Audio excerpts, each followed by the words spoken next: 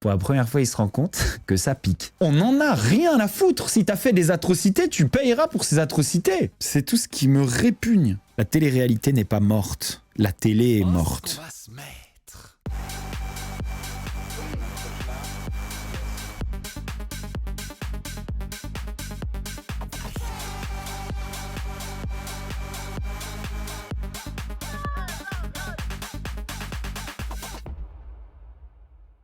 Ça les amis, comment vont les affaires de votre côté? On va attaquer sur le sujet du jour. Le sujet du jour, il est intéressant, il est vraiment très intéressant. Moi, c'est celui-là qui m'a fait streamer aujourd'hui. Je sais pas si vous avez suivi, qui est au courant de ce qui s'est passé avec Booba. Il a fait numéro 1 des tendances sur X. Aujourd'hui ou hier, il a partagé une photo de Diams en soirée avec P. Diddy. Qui avait vu ça? On va regarder la story de Zora Pookie qui a très très bien résumé ça. Booba a affiché une photo de l'ancienne rappeuse Diams où elle passait la soirée avec P. Diddy. J'ai masqué sa tête vu que maintenant Diams est voilée.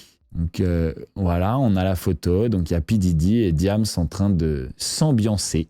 La deuxième story, Diams est donc en top tweet sur les réseaux et les internautes sont choqués du comportement de Booba. Donc on peut lire les commentaires. Vous voyez quand il clash Rof, d'accord, je peux comprendre, il sait qu'il aura une réponse, mais Diams, à part faire du mal à quelqu'un qui s'est repenti, il a fait quoi? Ce mec est tellement mauvais, il mérite rien. Diams s'est repenti et s'est voilé en plus d'être totalement discrète en public. C'est une femme bien plus respectable que beaucoup ici. Et Booba se permet d'afficher son passé comme ça d'un coup. Vraiment, je comprends pas ce gars. Je viens de voir le post de Booba sur Diams. J'espère que dans les 6500 likes, il n'y a pas des musulmans. Sinon, j'espère pour vous qu'elle vous pardonnera. Sinon, vous le payerez très cher et ça sera bien fait. C'est un bâtard. Il veut faire diversion sur Diams alors qu'elle s'est rangée. On continue. Rof a d'ailleurs pris la défense de Diams et a clashé Booba. Ellie, écoute bien. Diams s'est repentie. Elle a tout arrêté. Elle a sa famille, ses enfants. Elle est en paix. J'ai pris le soin de la flouter sur ton énième tweet de lâche misogyne pour respecter son image, sa foi et son mari. Tes deux neurones ne calculent même pas le mal qui peut être fait à ses proches avec ton attaque irrespectueuse, tellement t'as baigné dans les pires saletés avec tes œufs. Est-ce que quelqu'un comprend ça? Parce que moi je veux bien une explication. Et tu ne différencies plus le bien du mal. Tu viens la traîner dans ta propre boue pour pas dire tes excréments et essayer d'inverser les rôles alors qu'elle t'a strictement rien fait et qu'elle a rien demandé à personne. Quand on dit que t'as un sérieux problème avec les femmes, tu les détestes à ce point, ça signifie que tu as eu un vrai problème d'affection avec ta mère, faudra consulter. Ah là, il essaie de le chauffer. Quand on dit que t'as aucune forme d'existence, à part en essayant de salir ceux et celles auxquels t'arrives pas à la cheville. Après, c'est la fin de cette histoire. Apparemment, il a peur que son nom sorte, donc il sort des dossiers sur d'autres pour faire buzzer et que son dossier passe sous le tapis. Booba a aussi fait des soirées avec Didi. Booba a enterré ses œufs dans le désert pour faire de la sorcellerie. Ah d'accord, c'est ça. C'est ça l'histoire des œufs. Vous vous doutez bien, c'est assez habituel, mais mon interprétation, mon analyse, ça va être un peu une unpopular opinion. Ça va pas faire que des contents, je vous le dis. Vous commencez à avoir l'habitude, comme d'hab Bastos. Donc tout d'abord, moi vous savez que Booba, je suis pas fan. Hein. Vraiment, je suis pas fan, sa manière de faire. On l'a déjà critiqué plein de fois. Hein. C'est vraiment pas ma cam. Ses manières sont des manières de racaille. C'est très agressif, souvent un peu harcelant. C'est des insultes, c'est sale. Mais ça reste, dans son style un peu crasseux, un lanceur d'alerte. On le connaît surtout en tant que lanceur d'alerte aujourd'hui, ok? Si t'es un lanceur d'alerte, ça veut dire quoi? Ça veut dire que peu importe conséquence, tu lances l'alerte. T'as un dossier, tu le sors. Là, en l'occurrence, on est sur une photo de Diams qui est en soirée avec P. Diddy. Je suis désolé, mais elle est en soirée avec P. Diddy. Et elle n'est pas en soirée à 50 mètres de P. Diddy, elle est en soirée juste derrière P. Diddy. Le mec montre cette photo. Peu importe toutes les choses que tu peux faire après. Si tu décides de sortir de la vie publique, si tu décides de te convertir à une religion, si tu décides de te mettre un voile, si tu décides d'avoir des enfants, peu importe. Si t'as quelque chose à te reprocher dans une histoire, t'as quelque chose à te reprocher dans une histoire. Et j'espère qu'on va te tomber dessus. Les gens parlent dans les commentaires de repenti. Ça n'a jamais repenti personne, absolument pas, de se convertir à une religion. Sinon, ça serait bien trop facile. Quelle que soit la religion. Il n'y a pas de repentance. Il faut arrêter avec ça. Magali Berda, c'était le fait, oh ben j'ai 2 enfants, je suis mère de famille, donc vous pouvez pas m'attaquer. Là, c'est, ah ben elle s'est convertie à l'islam, donc on peut pas l'attaquer. Mais vous croyez quoi? Vous croyez quoi? On en a rien à foutre. Si t'as fait des atrocités, tu payeras pour ces atrocités. Si t'as vu des atrocités, que t'as participé à des soirées comme ça, je veux dire, je suis désolé, mais j'en ai rien à foutre de ce que t'as fait après. Ça n'a jamais rien repenti. C'est pas une carte d'immunité, hein. C'est pas une carte d'immunité et c'est valable pour tout le monde. Maintenant, attention, je vais aller plus loin parce qu'il s'est passé quelque chose après. Il s'est passé ça. Booba a répondu et il a dit: personne va tomber car personne a air. Et si poster une photo de Diams en boîte, c'est insulter la religion, vous êtes complètement fou et inculte et on peut rien pour vous. Vous êtes les premiers à juger, donc à pécher, allez prendre l'air. Qu'est-ce qu'il fait là, Booba? Il revient en arrière. On n'a jamais vu ça, hein. C'est pour ça que j'ai voulu streamer. On n'a jamais vu ça. Vous avez déjà vu Booba s'excuser pour un truc avant? Vous avez déjà vu Booba faire ça?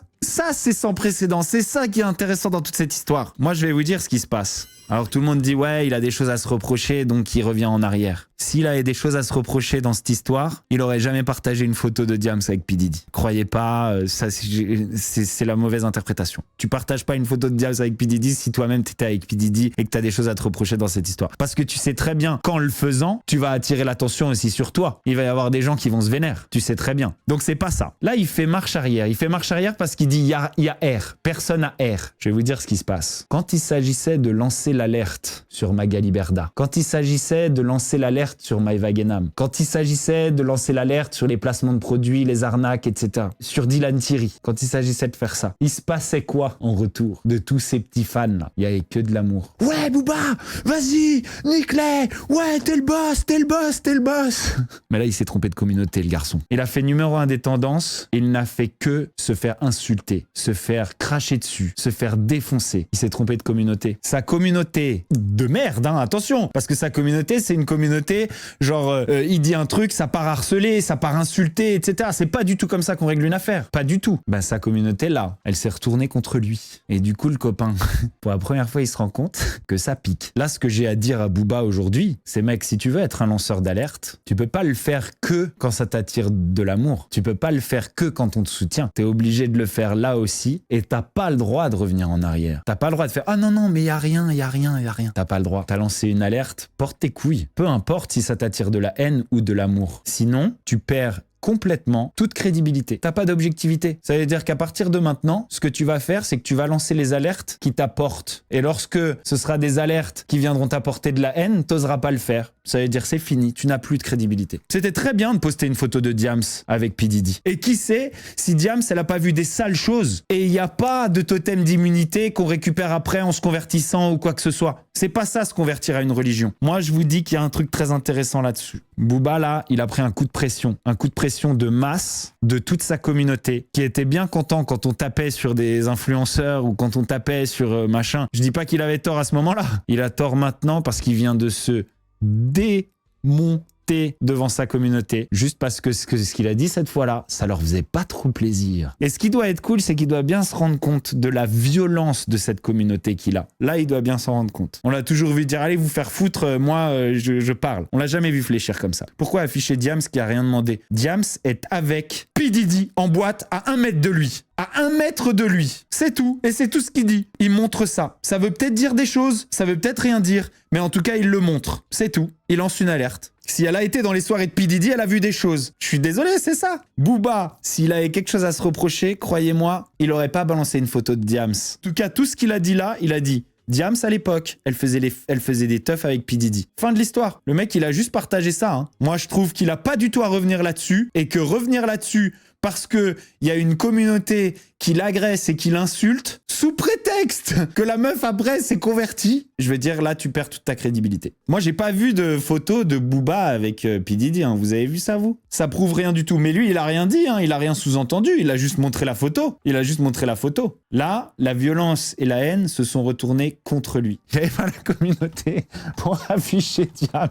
En tout cas, ce qui est sûr, peu importe ce que Diams a fait, peu importe si elle a participé, si machin, etc. Lui, il a juste affiché la photo. Peu importe le reste. En tout cas, ce qui est sûr, c'est que là, pour le coup, il recule. Là, pour le coup, il calme le jeu. Il a jamais calmé le jeu avant. Donc, ça veut dire qu'il calme le jeu quand sa communauté lui rentre dedans. Ça veut dire que ce n'est pas un lanceur d'alerte honnête et droit. C'est un lanceur d'alerte qui ne lance des alertes que quand ça l'arrange. Et il s'attendait pas à se prendre une telle vague de haine. On s'en fout que Booba y était aussi. On s'en fout, c'est pas ça qui est important. On s'en fiche. Et Booba aussi, il l'a fait. C'est pas de ça qu'on parle. On parle du fait qu'il y a 2 poids 2 mesures dans les alertes que lance Booba. Ça veut dire aussi que quand on lance une alerte sur quelqu'un qui s'est converti, on peut plus le faire. Ça aussi, c'est important. Ça veut dire que quoi que ce soit, tu te prends de la haine. Peu importe ce que la personne a fait. Genre, vous rendez compte du problème qu'il y a là ou pas? C'est le message que je suis en train de vous faire passer là. On n'est pas en train de demander si Booba, lui aussi, il a des photos avec Pinini. C'est pas intéressant, on s'en fiche. Ce qui est important dans l'analyse, c'est ça, c'est pas Booba aussi. Et puis, il y en a d'autres aussi qui ont des photos avec Pinini. C'est pas ça l'important, on s'en fout. C'est la réaction qui est important. C'est ce qui a suivi qui est important. Bastos, en vrai, si tu avais été invité il y a 10 ans, on sait que tu y aurais été. Vous pensez que j'aurais été dans une soirée comme ça? Moi qui déteste, mais vraiment qui déteste les rappeurs, vous croyez que j'aurais été dans une soirée comme ça? Et si je m'y étais retrouvé sans faire exprès, vous croyez que j'aurais rien dit? C'est tout ce que je déteste. C'est tout ce qui me répugne, ces gens. En fait, il y a beaucoup de gens qui pensent que moi, je suis complètement décomplexé, machin, parce que j'ai fait un Van Date naturiste ou parce que je suis allé filmer les backstage du porno, etc. En fait, ça, c'est des gens qui n'arrivent pas à faire la différence. Parce que j'ai déjà été en trouble. C'est des gens qui n'arrivent pas à faire la différence. Et c'est ça qui me pose problème, moi. On peut être décomplexé et avoir de l'éthique et avoir une morale et faire hyper attention au consentement et faire hyper attention à la manière dont on traite les gens et faire hyper attention aux autres et avoir de l'empathie et vouloir que tout le monde soit toujours heureux, etc. Mais les gens qui confondent le sexe et le vice, c'est des gens qui n'ont rien compris. Et souvent, c'est les pires. Moi, j'aime la liberté, j'aime l'empathie, j'aime l'humilité, j'aime l'égalité, j'aime la gentillesse, la bienveillance, j'aime l'amour, j'aime le sexe consentant et dans le respect de l'autre et dans le respect des lois. Les gens qui sont pas capables d'ouvrir leur esprit vont tout mélanger. Et lorsqu'ils vont tout mélanger, ils vont faire de la merde, ils vont se tromper. Et jamais de la vie, je pourrais me retrouver dans une soirée comme les soirées blanches de P. Diddy dont j'ai lu les descriptions. Jamais de la vie sans réagir instantanément. Les Anges à l'époque, c'était trop bien. C'était pépite. J'ai revu des extraits de Vanessa Lawrence qui essaye de faire actrice. Je ne sais pas si vous êtes familier avec cet extrait. On est dans une des séquences les plus puissantes de l'histoire de la télé-réalité. Qui essaye de parler anglais, qui essaye de faire actrice, sans aucune expression sur son visage, figé par le Gobotox. C'était magnifique. Meilleur moment de télé-réalité. Il faut absolument regarder ça. Avec Marie Garrett, exactement. Ils essayent de relancer les Anges, mais tu retrouveras jamais ça. J'en ai parlé avec Gab parce qu'il voulait faire les Anges. Et aujourd'hui, moi, je suis à la tête d'une chaîne et tu me dis on te vend les Anges, je te réponds, tu n'as plus le casting pour faire les Anges. Ça n'existe plus. Tu n'auras pas le casting pour faire les Anges de l'époque. Tu n'auras pas ces gens complètement naïfs et teubés que tu pouvais avoir à l'époque. C'est pas possible. Aujourd'hui, les gens, ils sont naïfs et teubés, mais ils sont intelligents de la télé-réalité. Et ce qu'on a besoin, c'est des gens qui sont pas intelligents de la télé-réalité. Aujourd'hui, ça n'aurait aucun intérêt. Ça serait chiant de fou. On pourrait pas récupérer ça. C'était... on avait des imbéciles, quoi. Les mecs, ils étaient persuadés qu'ils allaient devenir footballeurs pro dans les Anges. On avait des gens qui croyaient qu'ils allaient être acteurs. C'est plus possible. Et c'était mémorable. C'était de la grande télé. C'était magnifique. Genre, quand je regarde des extraits de ça, mais c'était de la connerie à l'état pur. C'était génial. C'était le début, mais c'était des énormes teubés. On t'avait proposé les Anges à l'époque après Secret. Non, on me l'avait pas proposé. Pourquoi on me l'avait pas proposé? Parce que ils étaient persuadés que j'étais un mec anti-prod. Parce que il y avait des choses dans Secret que j'avais pas acceptées. Et du coup, ils me l'avaient pas proposé. Par contre, je me rappelle à l'époque, ils payaient une fortune. Moi, d'ailleurs, je ne voulais plus refaire de télé-réalité. J'ai cédé juste pour les apprentis aventuriers. Et après les apprentis aventuriers, là, j'ai dit non, c'est mort, j'arrête complètement. Et pendant 3-4 ans, j'ai complètement arrêté. Et tout le monde disait, ouais, Bastos, il parle mal des autres candidats parce qu'il crache dans la soupe, parce que la télé ne le veut pas et tout. Et ils savaient pas, mais toutes les prods étaient là. Il m'avait proposé la Villa des Cœurs Brisés à l'époque. Il m'avait demandé de venir dans toutes les télés. Mais je voulais plus, j'avais trop souffert. Je m'étais pas rendu compte de tout, mais je m'étais déjà rendu compte de la manipulation, on était des pantins, quoi, des pantins forcés. J'avais utilisé une formule lorsque j'avais été sur TPMP. Nous sommes les acteurs d'un scénario dont nous ne sommes pas au courant. C'est-à-dire tout est fake, mais tout n'est pas fake à cause de nous. Tout est fake parce qu'on nous fait faire des choses. Et on nous manipule pour qu'on nous fasse faire des choses. Les anges, c'était harcèlement, bagarre, favoritisme, abus d'alcool et de drogue. Tout le monde l'a bien dit, même Raphaël Pépin en live cette semaine. Exactement. Mais c'était aussi, ce qui allait avec les gens qui prenaient. Et les gens qui castaient pour ça, ça t'offrait les séquences qu'on a pu voir, mais il y avait aussi du sale qui se passait dans l'ombre. Je pense pas que c'était le plus problématique. C'était certainement les tournages les plus inondés d'alcool et de drogue. C'était certainement les tournages où il y avait le plus de harcèlement et de bagarre. Mais je pense qu'il y a plus problématique aujourd'hui, dans une autre forme. Tout serait censuré aujourd'hui, c'est certain. Les pires choses que j'ai vues dans une coulisse de télé-réalité, je peux pas encore les dire. Il faut que j'attende un petit peu. Mais vous inquiétez pas, hein, je dirai tout un jour tout sortira, mais je peux pas encore les dire. En fait, ce qu'il faut comprendre, c'est que c'est pas toujours la télé la plus trash à l'image qui est la plus trash en réalité. Vous voyez ce que je veux dire? Ce qui compte, c'est la vérité sur le tournage. Ce qui compte, c'est ce qui se dit en cachette. C'est ce que tout le monde n'entend pas. C'est ce que tout le monde ne voit pas, même sur le tournage. Ce qui compte, c'est ce qui se sait, mais que pas tout le monde sait. Kellinson avait dénoncé ça. Bien sûr, il y en a plein, hein, des meufs qui ont dénoncé ça. Et la plupart ont été faites passer pour des folles. On les a fait passer pour des folles, on les a fait passer pour des débiles. Et elles ont disparu un petit peu. Ça n'a pas marché. Souvent, je pense, et ça, il faut quand même faire attention à ça, souvent à cause des candidats. Ce que je dis pas, c'est terminaient ces gens-là, ces lanceurs d'alerte. Mais ce que je dis, c'est que peut-être ils savaient pas, mais ils avaient pas le recul de se dire peut-être que c'est des choses que j'ai pas vues. Et qu'il faut que je me garde de terminer cette personne parce qu'elle parle, juste parce que j'ai pas vu ça. Parce qu'il y a des choses qui se font très discrètement. Moi, pendant longtemps, je l'ai pas vu. Et puis on a commencé à me le répéter, puis j'ai commencé à le voir, et puis j'ai commencé à le savoir. Ouais, ils ont peur de salir leur image et de ne plus bosser, et ça s'ajoute au fait qu'ils savent pas forcément. Donc c'est très facile pour eux de foncer dans le tas et de dire c'est n'importe quoi, c'est des mythos. Ils en sont bien persuadés. C'est pas non plus qu'ils mentent, hein. Je veux quand même dire ça, c'est important de le mentionner. C'est-à-dire que c'est pas forcément des menteurs. Il y en a, hein, des menteurs. Parce qu'il y en a qui disent non, il n'y a pas de ça, alors que ça, ils l'ont carrément vu et ils y ont participé. Ça, il y en a. Mais il y a aussi des gens qui ne sont pas des menteurs et qui profitent de l'occasion de ne pas avoir vu quelque chose pour venir défendre leur production.